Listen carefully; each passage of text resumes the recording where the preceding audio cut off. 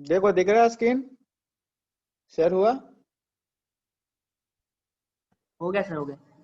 हाँ चलो बस स्टार्ट कर। देखो ये अपन बताए थे न्यूमेरिकल्स था, ये समझ में आ गया था ना? न्यूमेरिकल्स नहीं आया था कि अपने को हाँ सर, हो इंक्लाइनेशन, गया। इंक्लाइनेशन पर देखना है, उसके अकॉर्डिंग टू अपन फाइंड आउट करना है। अब नेक्स्ट इसके बाद है कि इसमें क्या है, properties, process and cycles. Properties, process and cycles. फिर इसके बाद वर्क डन देखेंगे, और वर्क डन जो डिफरेंट कंडीशन के लिए जो फाइंड आउट करना रहता है वो रहेगा अपना।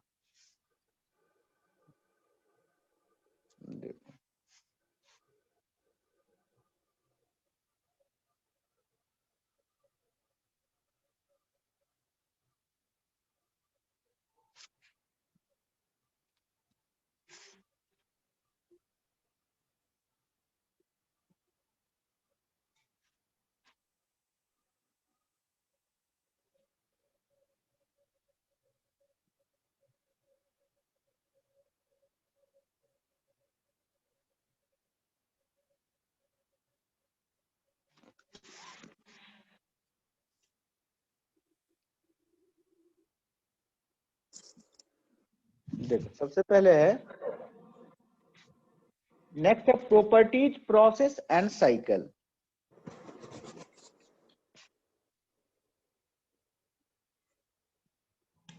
Properties,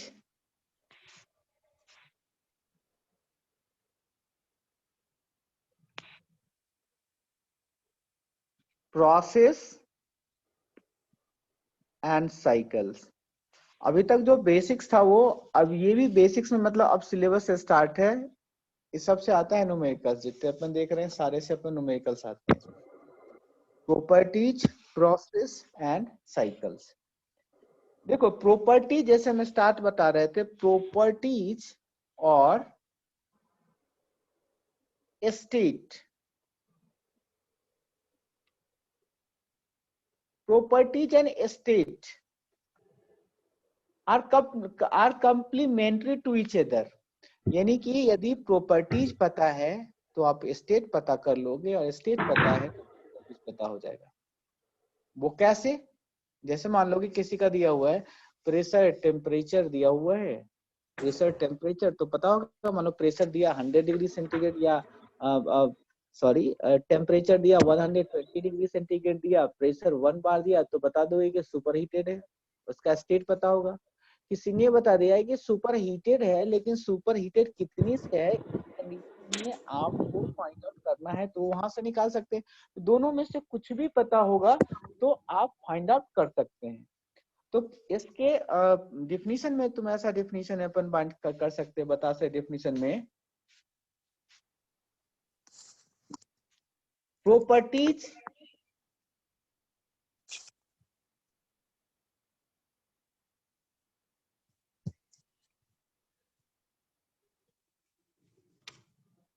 and state are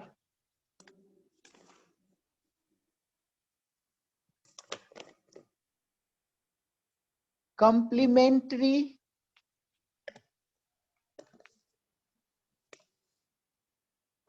to each other.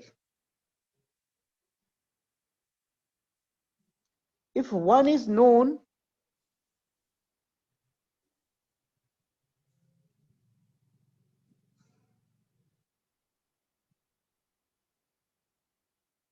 then we find out the other.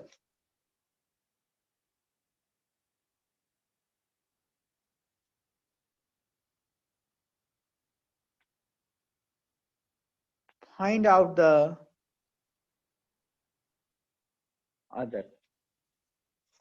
ठीक है, यानी कि दोनों में से कुछ भी पता होगा तो आप फाइंड आउट कर सकते हैं। ये तो था डेफिनेशन के लिए। अब एक चीज और था, एक्सटेंसिव इंटेंसिव प्रॉपर्टीज पहले देख लिए थे। एक्सटेंसिव क्या होता है, इंटेंसिव याद है कौन सा यस होता है? सर। मास, मास पे कौन सा सर डिपेंड करता सर इंटेंसिव होता है इंडिपेंडेंट ऑफ मास। है? Very good. हाँ, इंटेंसिव और इंडिपेंडेंट, इस दोनों से निकाल लेंगे कि ये चीज किस पे डिपेंड होता है। नेक्स्ट इसके बाद इसमें प्रोसेस क्या होता है।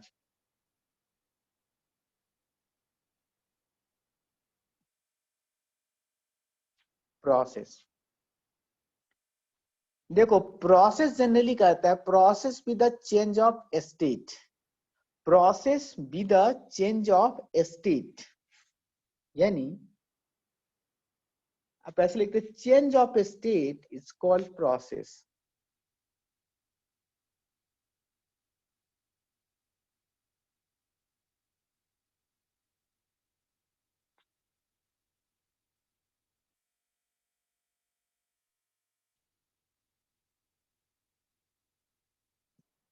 Change of state is called process.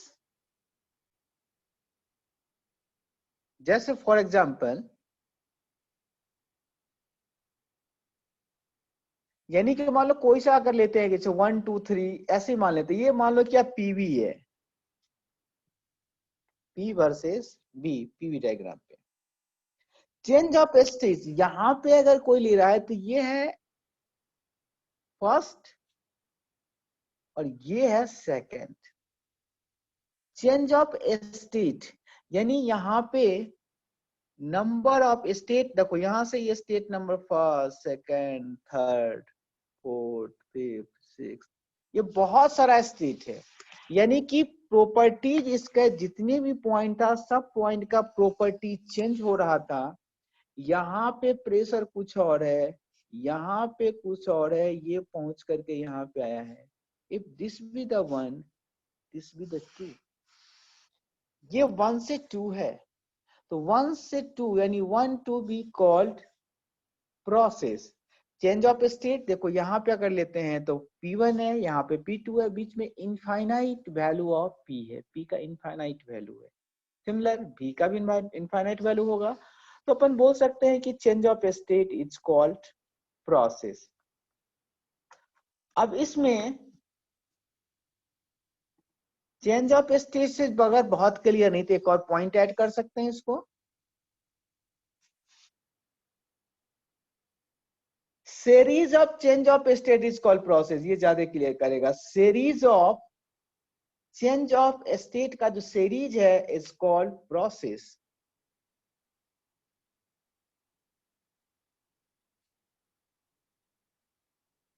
series of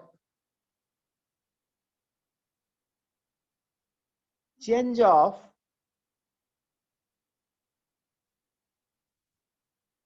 state is called process।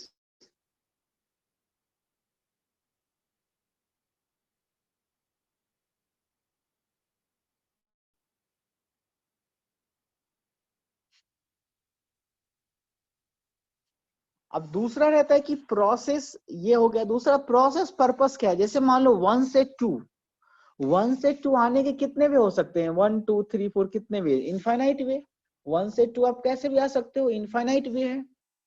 लेकिन आप प्रोसेस को डिफाइन ये करते हैं, nature of process is defined by the target to maximum achieve. Nature of process is defined by the target to maximum achieve. Maximum achieve करना है, वो target अपने को फाइंड आउट करना है। तो इसमें लिख सकते हैं nature of process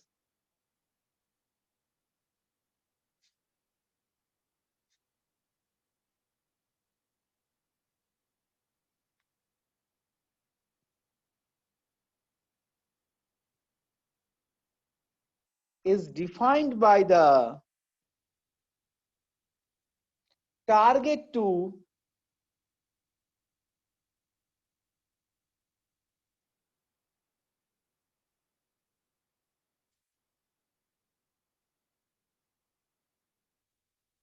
maximum achieve।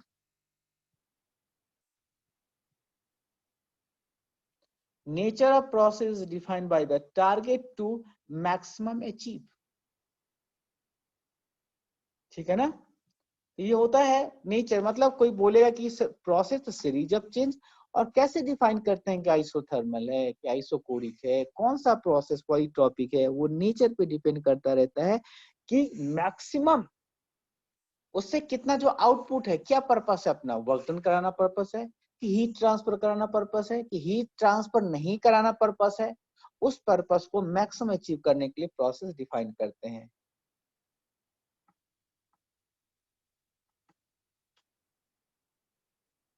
अब देखो, केवल एक प्रोसेस से कोई वर्क डन पूरा नहीं होता, यानी टारगेट पूरा नहीं होता। अगर मैं जैसे पेट्रोल इंजन या डीजल इंजन बनानी है, मान लो पेट्रोल इंजन बनाना है, तो नंबर ऑफ प्रोसेस रहते हैं, आइसोबारिक, आइसोकोरी, आइसेंट्रोपिक प्रोसेस है। तो नंबर ऑफ यदि प्रोसेस, यानी ऐसे बोल सकते हैं, for achieving the net target the number of process is added and that is called cycle. उसको प्रोसेस को ऐड, जो साइकिल होता है, नंबर ऑफ प्रोसेस को ऐड करते हैं और उस प्रोसेस को ऐसे गेट करते हैं कि आवर टारगेट भी अचीव, जो मेरा टारगेट था उसको अचीव करना है, उसके अकॉर्डिंग टू ओपन करते हैं, उस चीज को फाइंड आउट करते हैं। तो लिख ले, for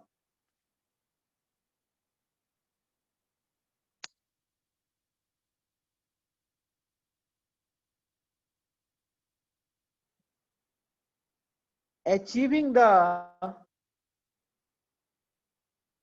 net target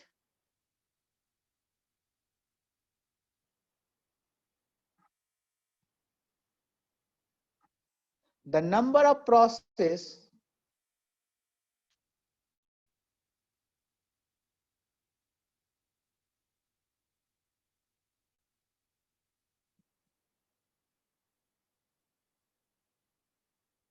is added and that is called cycle.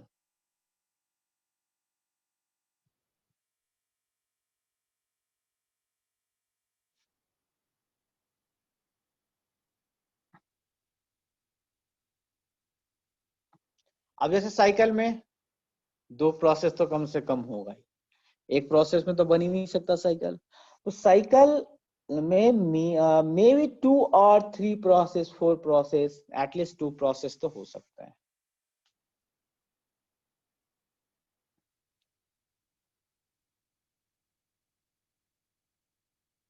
In cycle may be 2 और more process.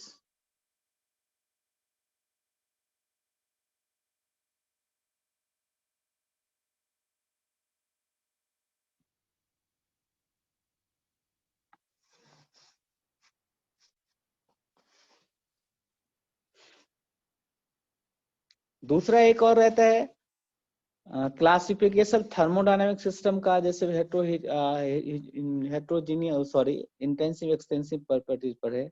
दूसरा भी तरीका रहता है, वो कहलाता है होमोजीनियस एंड हेट्रोजीनियस सिस्टम। ये पता है होमोजीनियस एंड हेट्रोजीनियस की नहीं पता? नहीं सर। एक और क्लासिफिकेशन है, ये भी आता है, इंडाग्लो। Second classification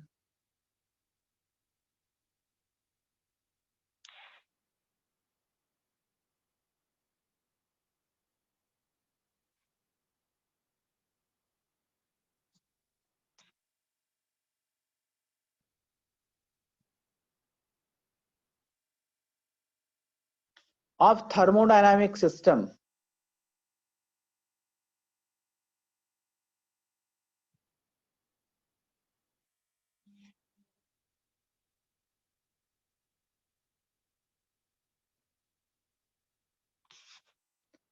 Second classification of thermodynamic system. First, homogeneous system.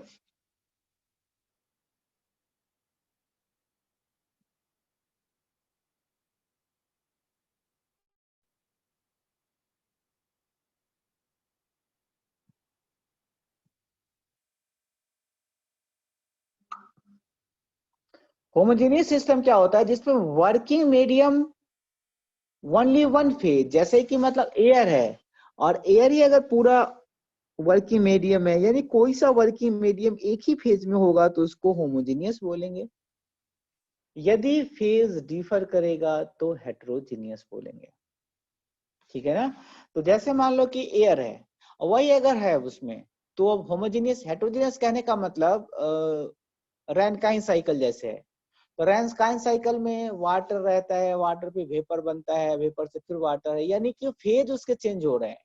जो लिक्विड और वेपर है फेज चेंज हो रहा है। अगर ऐसे समझ लो, अगर फेज चेंज हो रहा है तो हेटेरोजेनियस, यदि फेज चेंज नहीं हो रहा है तो होमोजेनियस बताएंगे। तो होमोजेनियस सिस्टम में है working medium is only one phase.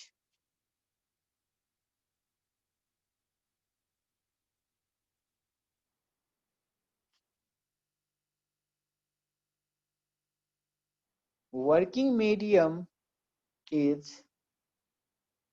only one phase. और दूसरा है heterogeneous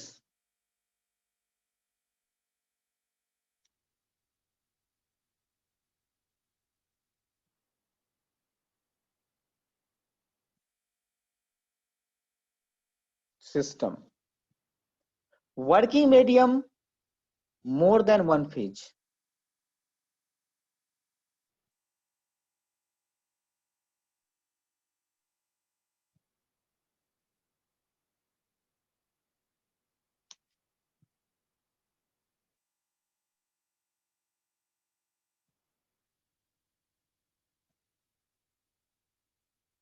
Working medium more than one phase. जैसे रैनकाइन साइकिल हो गया, रेफ्रिजरेशन साइकिल भी, रेफ्रिजरेशन साइकिल में भी ऐसे होता है। तो पहले रेफ्रिजरेशन साइकिल में पहले वेपर है, फिर उसमें लिक्विड में कन्वर्ट होता है, नंबर ऑफ उसके फेजेस चेंज होते हैं। तो इसमें आप ले सकते हो नेक्स्ट में, दिस विद द रेफ्रिजरेशन और रैनकाइन साइकिल उदाहरण में लेते हैं। फॉर एग्जांपल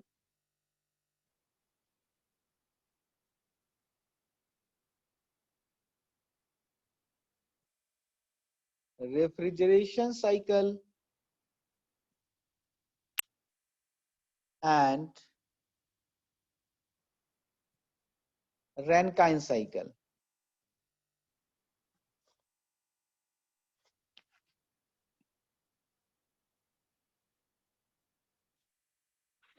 अब इसके बाद है थर्मोडायनामिक इक्विलिब्रियम।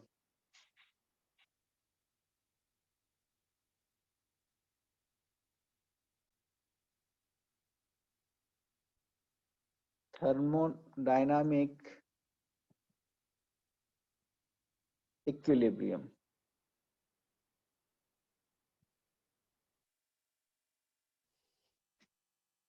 देखो थर्मोडायनामिक इक्विलिब्रियम जैसे तुम जानते हो होगा ना, thermodynamic thermal equilibrium, mechanical equilibrium और केमिकल इक्विलिब्रियम, तीनों अगर एट ए टाइम हो रहा है तो उसको बोलते हैं थर्मोडायनामिक इक्विलिब्रियम।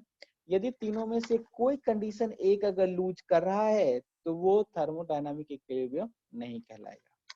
तो थर्मोडायनामिक इक्विलिब्रियम के लिए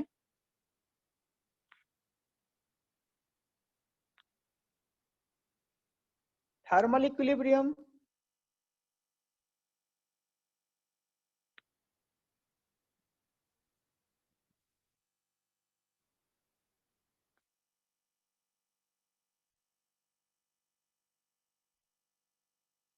टेम्परेचर, टेम्परेचर मतलब थर्मल इक्विलिब्रियम टेम्परेचर दोनों का सेम हो जाएगा थर्मल इक्विलिब्रियम टेम्परेचर से। जैसे केमिकल इक्विलिब्रियम, इसमें क्या होता है याद है? केमिकल इक्विलिब्रियम कब होता है किसी चीज केमिकल इक्विलिब्रियम में? उस पे लगने वाला फोर्स अगर इक्वल है, फोर्स अगर बैलेंस है तो केमिकल इक्विलिब्रियम है।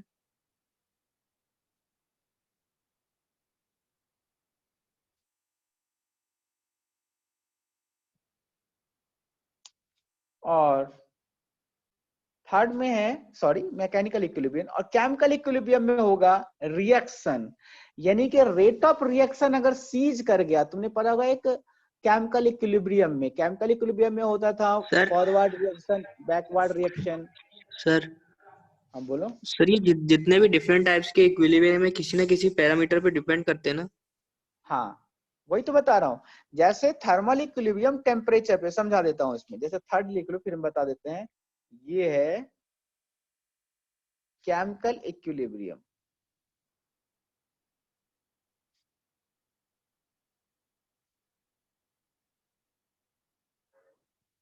देखो सबसे पहला थर्मल इक्विलिब्रियम, यानी अगर दो बॉडी है, ये दोनों बॉडीज है, इसका टेम्परेचर T1 है, इसका टेम्परेचर T2 है, इसका टेम्परेचर T1 है और इसका टेम्परेचर T2 है। If T1 equal to T2, दोनों का टेम्परेचर सेम हो जाए, T1 इक्वल टू T2, तो इसको बोलेंगे थर्मल इक्विलिब्रियम, न कि थर्मोडायनामिक इक्विलिब्रियम। तो यानी कि इसमें कौन सा पैरामीटर है, टेम्परेचर है। यदि temperature will be same, then the both body become in the thermal equilibrium, not thermodynamic equilibrium. याद रखना, यह आता है ऑब्जेक्टिव, बताएंगे ऑब्जेक्टिव क्वेश्चन सब है।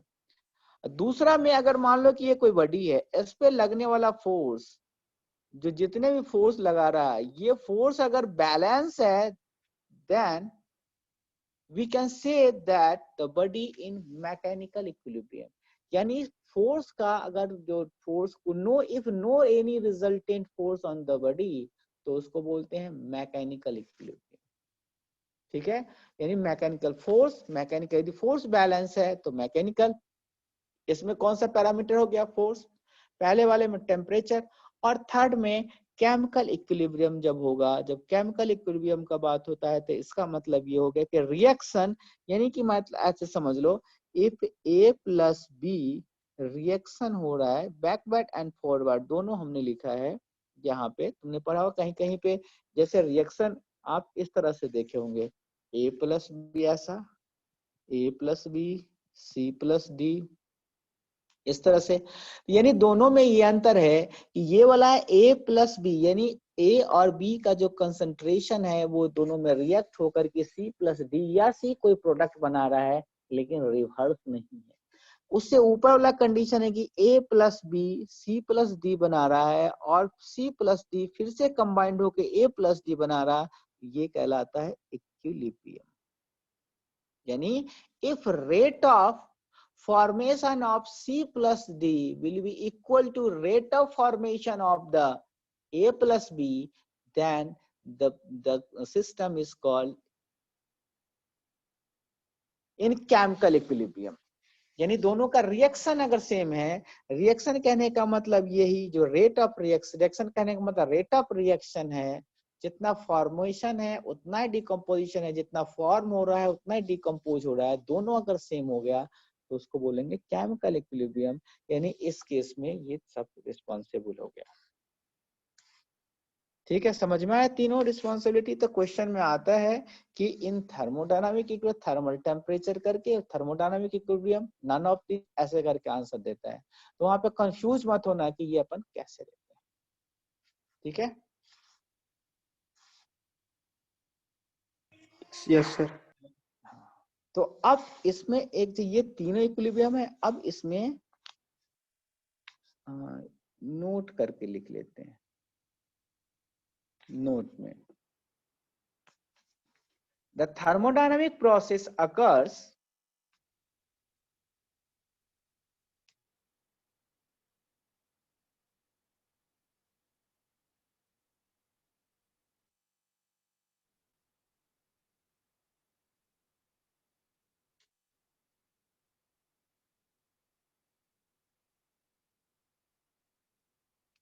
occurs all the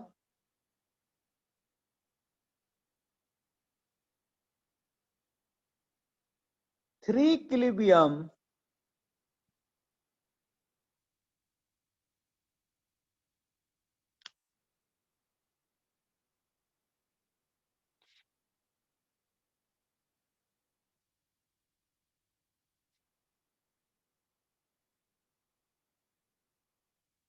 condition, then the process is called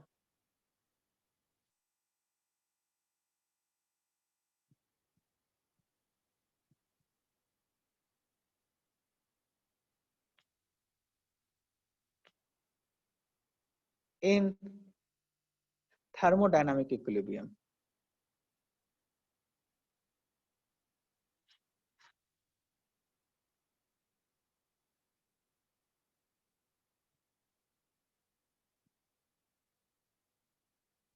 thermodynamic equilibrium.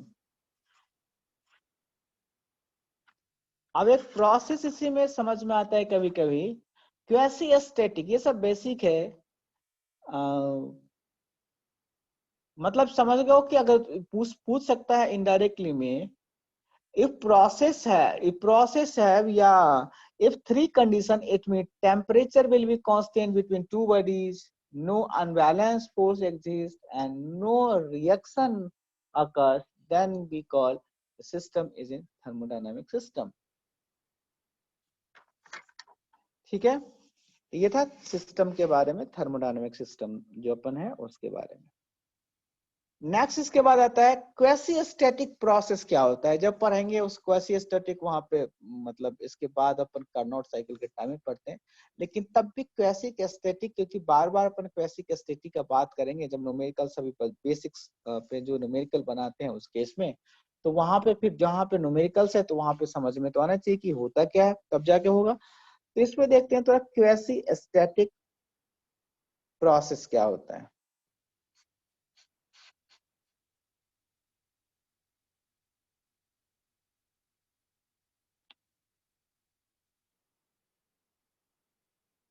Quasi static process,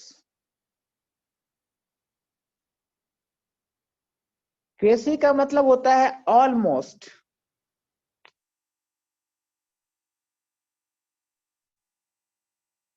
quasi का मतलब है ऑलमोस्ट, लगभग, पूरा का पूरा नहीं लेकिन ऑलमोस्ट, यानी ऑलमोस्ट एस्थेटिक कंडीशन पे। पूरा तो कंडीशन नहीं, अगर बोल लेंगे एस्थेटिक कंडीशन तो प्रोसेस ही नहीं है।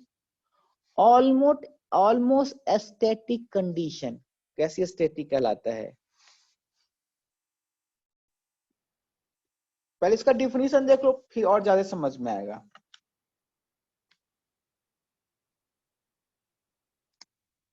देखो, in between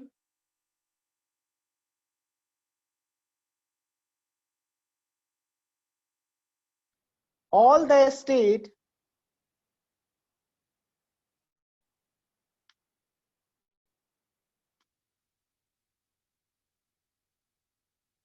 if all the three equilibrium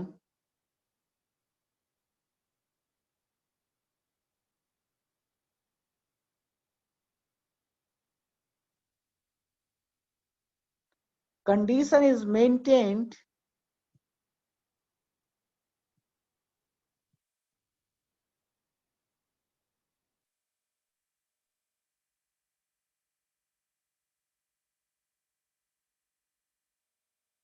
then the process is called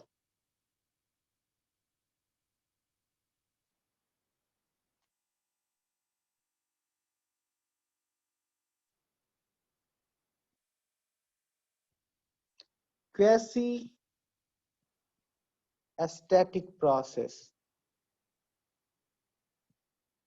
quasi static process। अब ऑलमोस्ट का क्या मतलब है, जैसे मतलब क्वेसी स्टैटिक प्रोसेस में अपन जैसे क्वेसी स्टैटिक का मतलब हो गया कि सब कुछ कांस्टेंट ही होना चाहिए, इसको ऐसे समझ लो। हमें समझाते हैं इसको, देखो इसको, यानी ये बोलते हैं वेरी वेरी स्मॉल प्रोसेस भी कॉल क्वेसी स्टैटिक है। यानी कि सारा का सारा जितना भी है, जितने भी ये स्टेट है उसके भी में, यानी कि प्रोसेस ये है, इस प्रोसेस में 1 से 2 प्रोसेस है। इस 1 से 2 के प्रोसेस में ये जितने पॉइंट है सारा का सारा क्वेसी स्टैटिक कहलाएगा। यानी 1 इसके और दूसरे के बीच में अगर इक्विलिब्रियम, जैसे 1 से 2 में देखो तो डिफरेंस ही है, लेकिन दो कंजुगेटिव हमने लिया है सीरीज प्रोसेस का, उसका जो दो स्टेट है, दोनों अगर इक्विलिब्रियम में, इक्विलिब्रियम डायरेक्टली इक्विलिब्रियम करोगे तो प्रोसेस ही नहीं होगा, ऑलमोस्ट अगर इक्विलिब्रियम में है तो उसको क्वेसी स्टैटिक बोलते हैं। यानी ऑलमोस्ट इक्विलिब्रियम में होगा तो इसमें कोई लॉसेस नहीं होगा, कोई डिस्टरबेंस नहीं है, इंट्रोपी भी जीरो रहता है। यानी क्वासी स्टैटिक में जो डिस्टरबेंस विल भी जीरो रहेगा। तो यही इसमें था कि जो ऑलरेडी जो प्रोसेस होगा इसको क्वासी स्टैटिक बोलते हैं।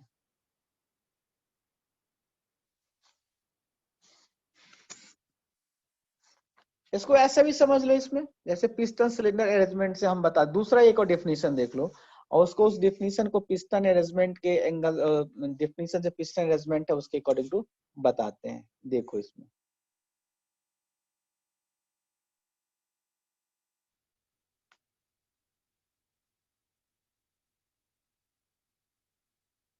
Second definition,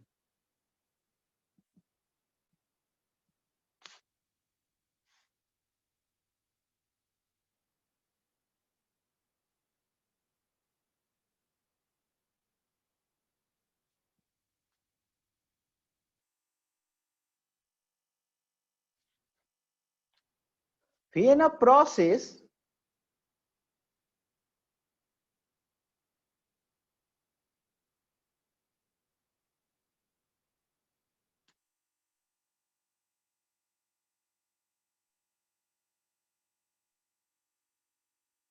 when a process proceeds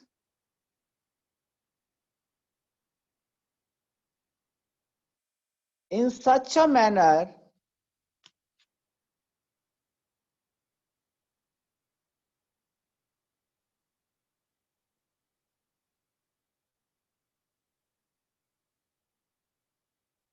that the system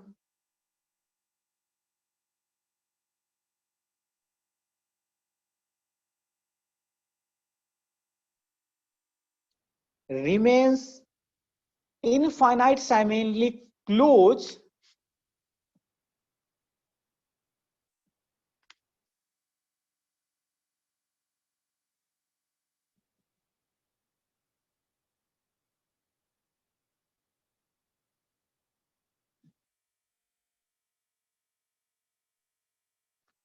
to an equilibrium state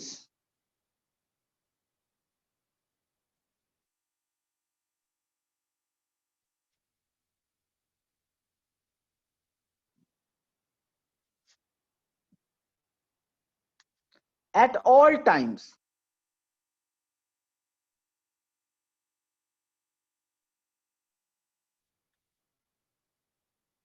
यानी कि इतने ना स्लो प्रोसेस है कि हमेशा इक्विलिब्रियम स्टेट अगर मेंटेन है पक्का बोल। तो बोलेंगे इसको it is called a quasi static.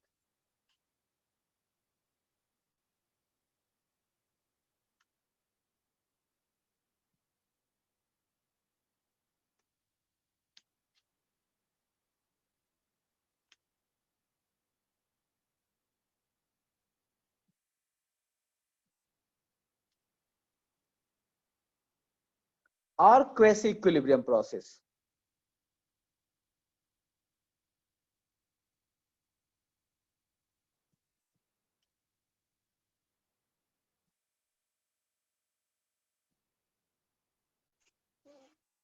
जैसे मान लो एग्जांपल अगर दे समझने के लिए, तो ये ऐसा है, दिस विद द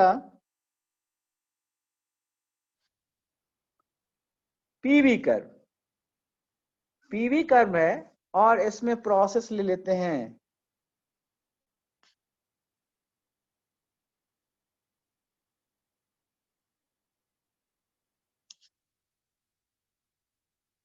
वन से टू,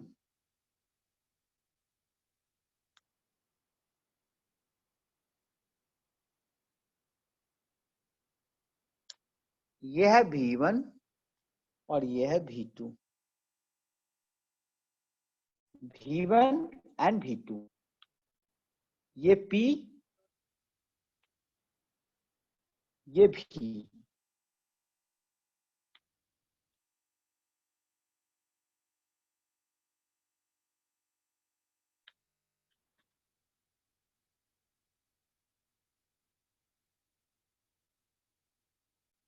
मान लो वन से टू, और दूसरे अगर पिस्टन सिलेंडर अरेंजमेंट, तो इस पोजीशन को अगर हम लेते हैं वॉल्यूम से इंक्रीज कर लेते, तो ये ऐसे, इसको यहां से देखो,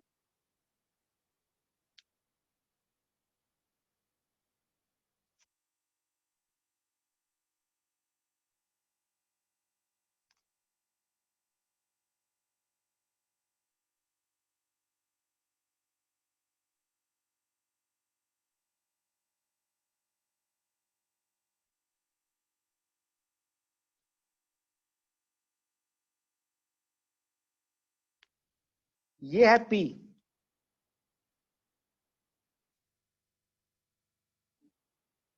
इसको बोलते हैं P। यहाँ पे मान लो कितना प्रेशर है और ये V1 से V2 यानी कि वॉल्यूम इंक्रीज कर रहा है।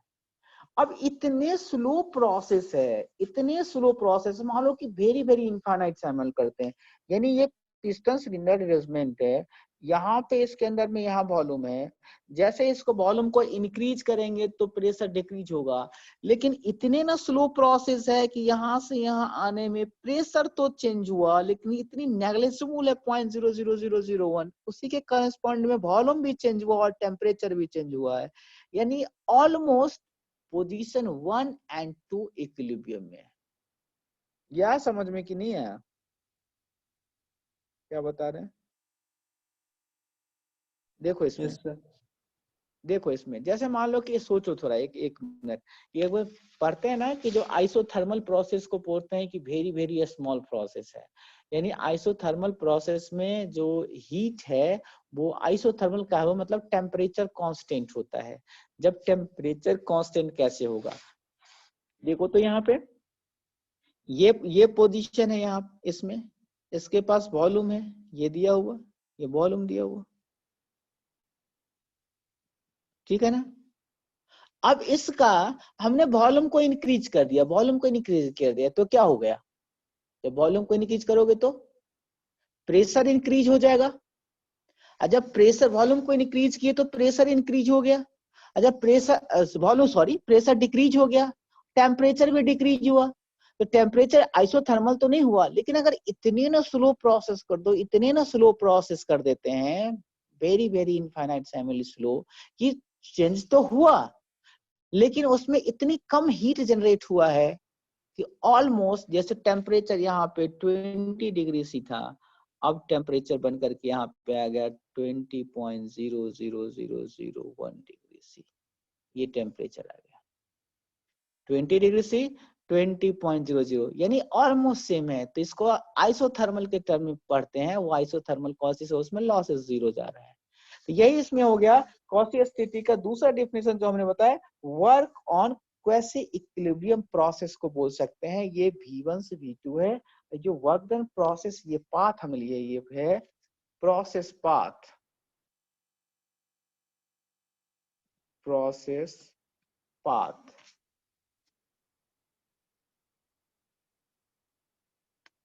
Work of quasi equilibrium process.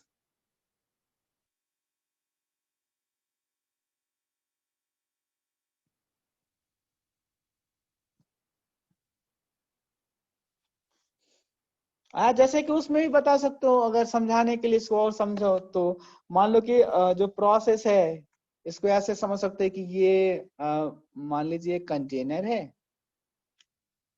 इसमें गैस है, ये है,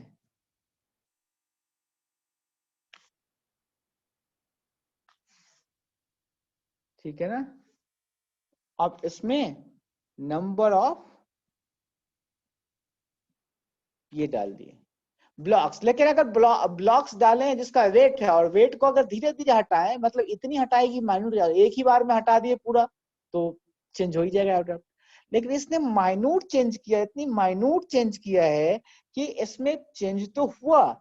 मान लो कि इसमें अभी प्रेशर ज्यादा है, जैसे जैसे वॉल्यूम बढ़ेगा तो इसका अगर हम पीवी डायग्राम बना रहे हैं तो इसका पीवी डायग्राम कुछ इस टाइप से है, 1 पे प्रेशर ज्यादा है, चेंज होकर के तो आया 1 से ये प्रोसेस पे आया, यहाँ पे 1 है, फिर 2 है, फिर 3 है, यानी जितने ब्लॉक्स हटाते जा रहे हैं प्रोसेस बन करके आ रहा है। लेकिन इसको यदि बहुत से लोग कर दे तो वही क्वासिक एस्थेटिक का कंडीशन कहलाता है, ठीक है। ये था क्वासिक एस्थेटिक के बारे में। अब जैसे अपन कहीं पे देखते हैं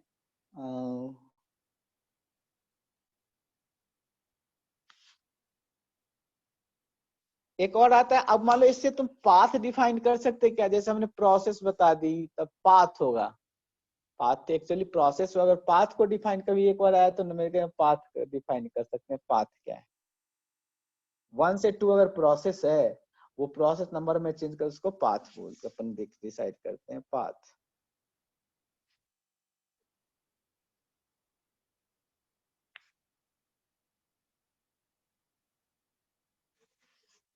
A locus of series of state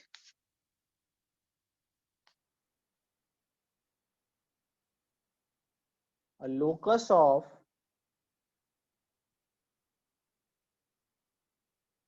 series of states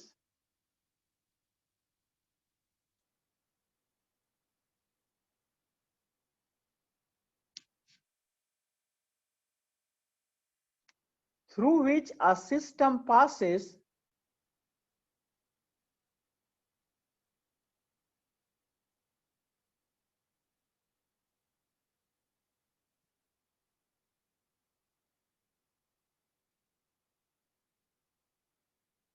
between initial to final state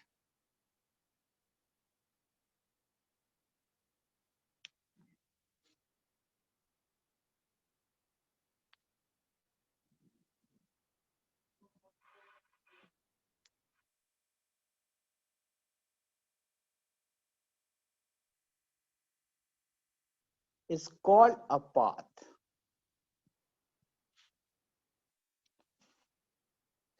Is called a path. यानी वैसे ही locus of the series of states, जैसे प्रोसेस होता था ना सीरीज, वो पाथ और प्रोसेस एक ही है। कहीं पे पाथ से बोलते हैं जिसको प्रोसेस 1 से 2 आने में उसका नोमेनक्लेचर करते हैं कि कैसे, मतलब आवर टारगेट अचीव हुआ है, और उस टारगेट को अचीव करने के लिए जो नंबर ऑफ स्टेट जो लोकस बना, दिस वी कॉल पाथ।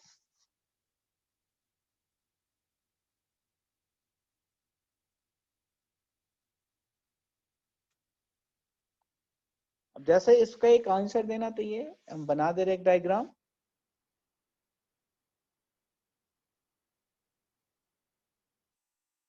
देखो ये है,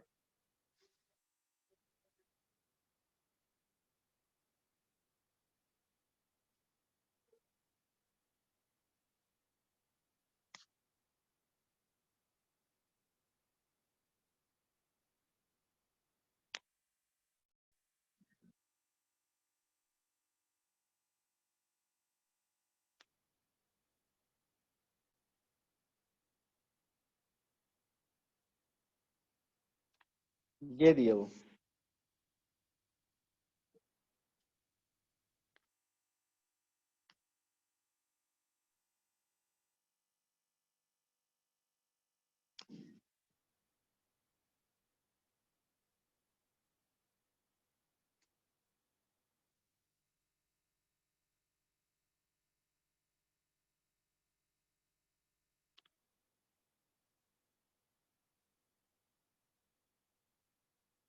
ये है सिलेंडर।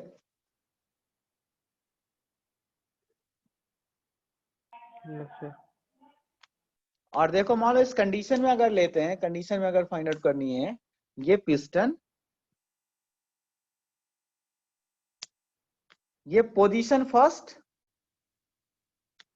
इसी में हम पीवी डायग्राम भी अब सेट कर देते हैं तुम्हें।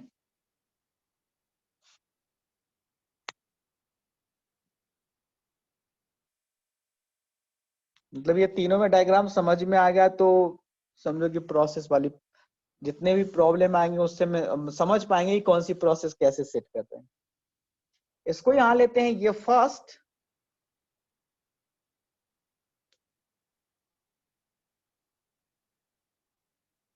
ये स्टेट, ये सेकंड, ये स्टेट दिया हुआ।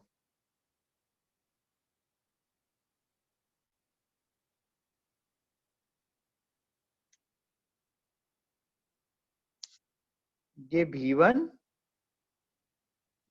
और ये V2, this with the position number first,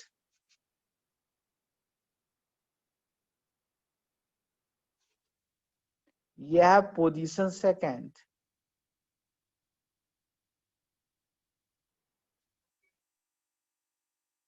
position first and position second.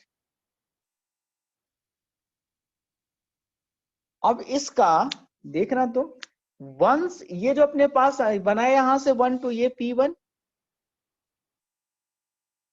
ये P2, तो 1 से 2 जाने में, 1 से 2 जाने के कितने पाथ हो सकते हैं, 2 या 1, कितने हो सकते हैं 1 से 2 जाने के? सर 1 से जैसे 2, 1 से 2 आ रहे हैं, यहां से आने के कितने पाथ, पहले तो आने का पाथ, तो 1 से 2 कोई पहुंचे, कितने पाथ हो सकते हैं? एक एक ही हो गया।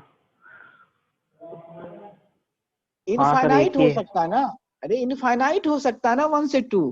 मान लो कोई बहुत जल्दी से प्रोसेस कर दिया, तो वो प्रोसेस का नाम कुछ और हो जाएगा। 1 से 2 यानी इसका मतलब क्या है कि ये देखो क्या है, शुरू में प्रेशर इनिशियली डिक्रीज किया है, लेकिन बाद में ज्यादा प्रेशर डिक्रीज हो गया है, ये प्रोसेस हुआ। हाँ अब कोई इस प्रोसेस को ऐसे बना दिया, देखो ये कुछ और हो गया, माने कि यूनिफॉर्म प्रेशर का डिक्रीज हो गया। तो 2 प्रोसेस है, 1 से 2 आने में इनफाइनाइट प्रोसेस बन सकता है, कितने भी आ सकता है। कोई आदमी ऐसे किया है प्रोसेस को, तो यहां से लेकर के ऐसे प्रोसेस पहुंचेगा, हाँ सर, अलग अलग ट्रेजेक्टरी बन जाएगी। हाँ कितने भी वेराइटी के इनफाइनाइट प्रोसेस बन सकते हैं। तो ये हाँ यहां से ये आ गया। रिटर्न का भी इनफाइनाइट हो सकता है। तो हाँ to pass between initial and final position के बीच में इनफाइनाइट प्रोसेस हो सकते हैं। तो अपना कौन सा प्रोसेस है उसको आइडेंटिफाई करते हैं, उसको फिर पढ़ते हैं कि ये प्रोसेस अपनी है, इस प्रोसेस में इस तरह का जो अपन फाइंड आउट कर रहे हैं, जो वैल्यू ले रहे होंगे, कौन सी प्रोसेस है, आइसोबारिक है, आइसोकोरिक है, आइसोथर्मल है, एडियाबेटिक है, पॉलीट्रॉपिक है, कौन सी प्रोसेस है वो अपन डिफाइन करते हैं, उसके अकॉर्डिंग टू निकालते हैं वैल्यू। ठीक है ना। तो ये था प्रोसेस के बारे में। नेक्स्ट इसके बाद कुछ और है, प्रोसेस के बाद है जो जो flow process and non flow process में वर्क डन क्या होता है, वर्क डन, और फिर उसके बाद न्यूमेरिकल वर्क डन के बारे में है। जैसे तो पढ़ते हो ना कि नॉन फ्लो प्रोसेस और फ्लो प्रोसेस है। फ्लो प्रोसेस में हो गया मास कांस्टेंट नहीं रहेगा, नॉन फ्लो प्रोसेस में मास कांस्टेंट रहेगा। मास एक उसी में क्लोज सिस्टम होगा, ओपन सिस्टम होगा। तो उस दोनों के लिए अब पढ़ना है, यानी कि हमें निकालना है work done, work and heat transfer में दोनों का वैल्यू, कि वर्क कितनी और हीट कितनी है, इसमें अपने को फाइंड आउट करना है कि कैसे निकालते हैं। जैसे P equal to del V, जो फॉर्मूला अपने पास पहले पता होगा, P dV से वर्क डन निकालते। तो अब इस कंडीशन में देखते हैं, पहले वर्क फाइंड आउट करते और फिर वहां से अपन निकालेंगे। पहले थ्योरी देख ले कि सारे जो जितने भी प्रोसेस है, उस प्रोसेस में कितने उसके मैग्नीट्यूड आ रहे हैं, मतलब सारे प्रोसेस का वर्क डन और हीट ट्रांसफर, और फिर उसमें न्यूमेरिकल्स होगा। देखो यस सर।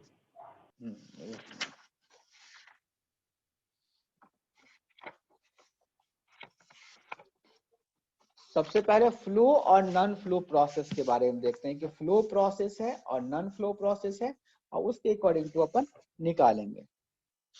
देखो ये है work and heat, work and heat, work done के लिए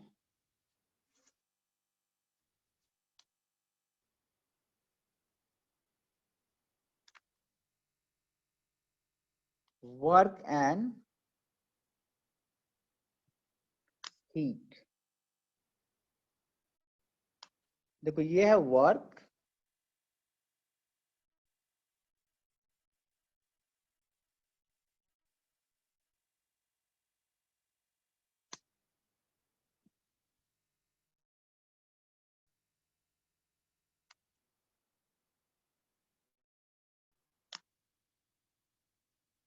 दूसरा flow work, non flow work और flow work. Non flow work में क्या रहता था, याद है? नॉन फ्लो वर्क में यानी क्लोज सिस्टम में control mass,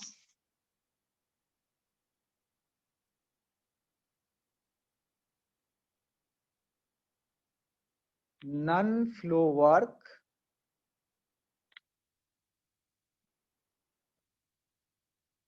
control mass and flow work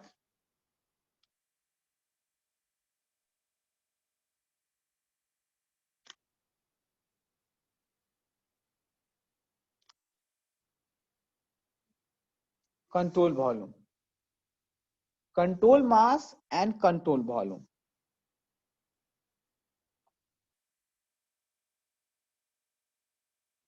control mass और कंट्रोल वॉल्यूम पहले से बता चुके हैं। तो नॉन फ्लो वर्क, जो नॉन फ्लो प्रोसेस है और रिवर्सिबल है, उसमें अपन वर्क डन देखते हैं। कंट्रोल मास कंट्रोल वॉल्यूम पूरा अपन बता चुके हैं। याद है ना कंट्रोल मास कंट्रोल वॉल्यूम, भूल तो नहीं है?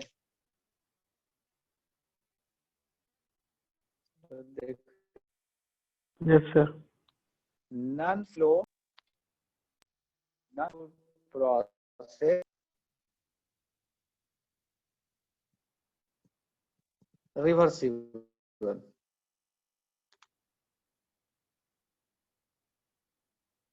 1 से 2, ये प्रोसेस वर्क डन 1 से 2, यह non flow process reversible.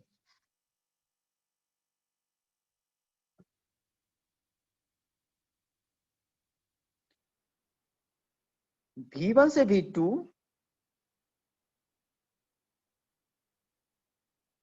PdV, और इस PdV का वैल्यू है,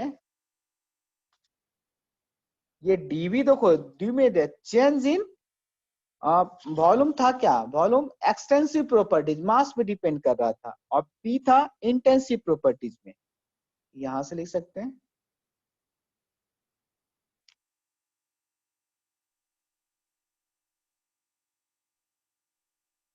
चेंज इन एक्सटेंसिव प्रॉपर्टीज, और ये है इंटेंसिव प्रॉपर्टीज।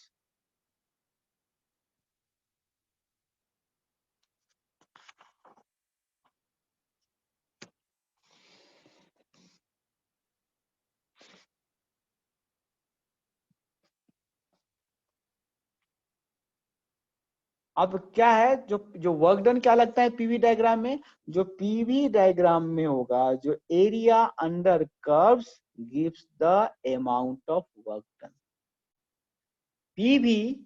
पीवी डायग्राम में जो कर्व, जो प्रोसेस मान लो एज 1 से 2 प्रोसेस है, वो पीवी डायग्राम पे जितना एरिया कवर करता है उसको वर्क डन बोलते हैं, निकल करके आता है। ये नोट लिख, इंपॉर्टेंट है, बहुत important.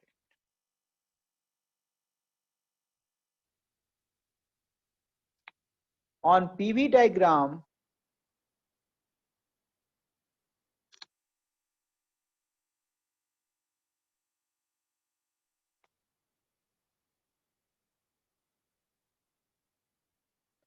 the area under curve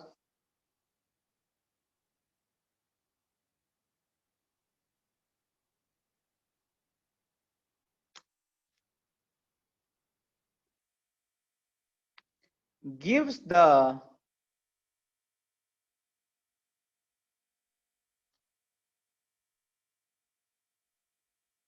amount of work done। On PV diagram, the area under curves gives the amount of work done।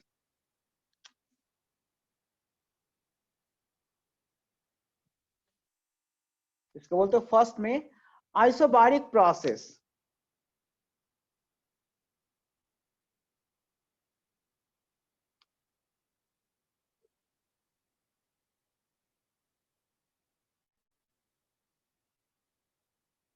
Isobaric एक दो देते, आइसोबारिक प्रोसेस का है दूसरा नाम पता है क्या है? आइसोपिएस्टिक प्रोसेस भी बोलते हैं। एक बार आया था एग्जामिनेशन, बच्चों को ये पता नहीं रहता। Isobaric process, sir pressure constant. हाँ नहीं उसमें आइसोबारिक में प्रेशर कांस्टेंट भी, लेकिन उसका नाम है आइसोपिएस्टिक भी। हाँ सर दूसरा नाम। हाँ, और ये है कांस्टेंट प्रेशर। अगर इसको वर्क डन निकालते हैं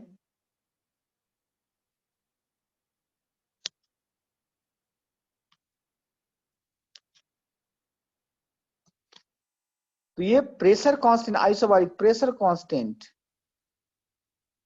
1 से 2 प्रेशर कांस्टेंट है।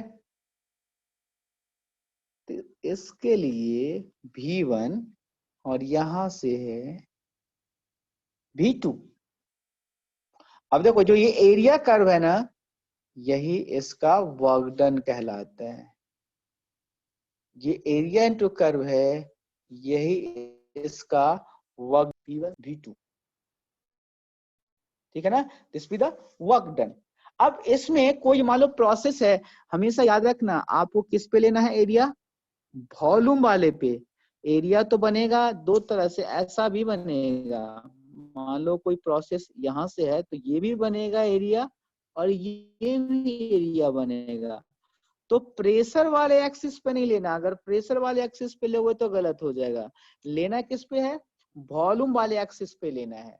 तो वॉल्यूम वाले एक्सिस पे वर्क डन करेंगे तो वहां से निकालेंगे 1 से 2 V1 से V2, ठीक है ना। इसमें होगा P equal to constant,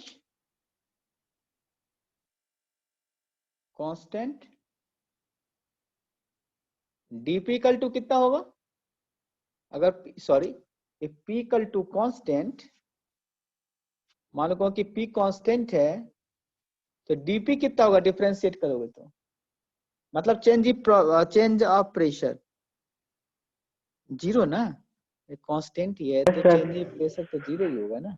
change in pressure 0। तो W12 जीरो, सो W से 12 डायरेक्ट निकल जाएगा, इसका फॉर्मूला हो जाएगा यहाँ पे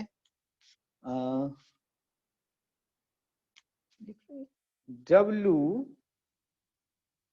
1 से 2 P V2 माइनस V1,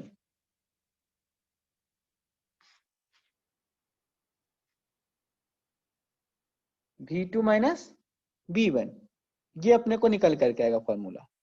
तो V2 माने चलिए इसका हो गया वर्क डन का फॉर्मूला हो गया।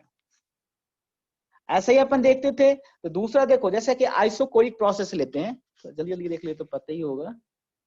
जैसे मान लो आइसोकोरिक प्रोसेस लेते हैं,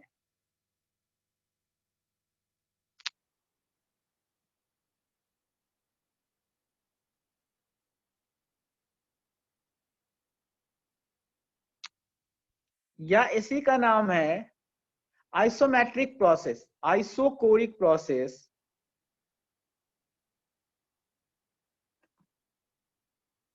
या कांस्टेंट वॉल्यूम प्रोसेस। आइसोमेट्रिक तो उसमें हो गया, दूसरा चीज अपने पास isochoric process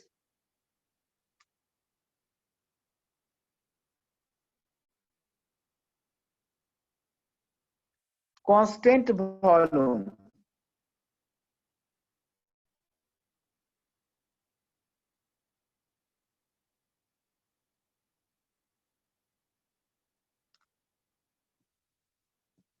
V equal to constant, so dV equal to 0।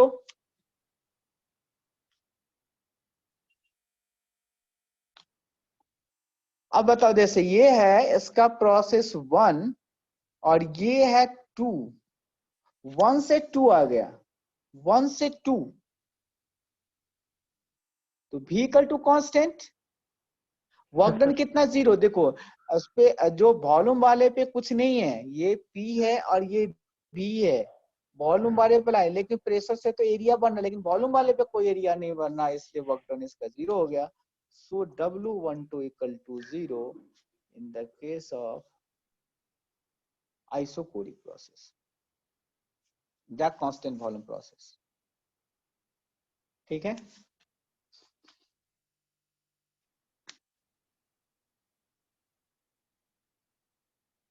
वैसे ही आइसोथर्मल प्रोसेस का है, तो नेक्स्ट देख लेना, दो तीन प्रोसेस रहेगा, फिर न्यूमेरिकल्स मेन बताऊंगा जो न्यूमेरिकल्स हैं, ठीक है।